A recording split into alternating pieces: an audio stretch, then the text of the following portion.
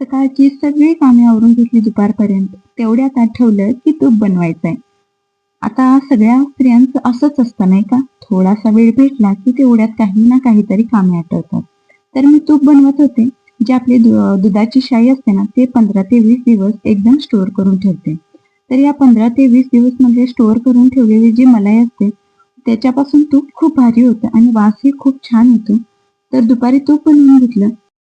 तर तूप खायला तर खूप भारी वाटतं, पण बनवताना जे हात आणि भांडी चिकट होतात ना, त्याचा खूप राग येतो बरं का.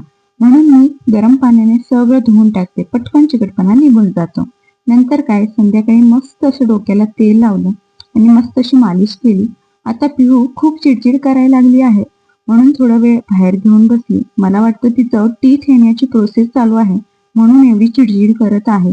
संध्याकाळी देवपूजा करून घेतली आणि दिवाळीचा जो राहिलेला चिवडा होता, त्याची मस्त अशी भेळ तयार केली.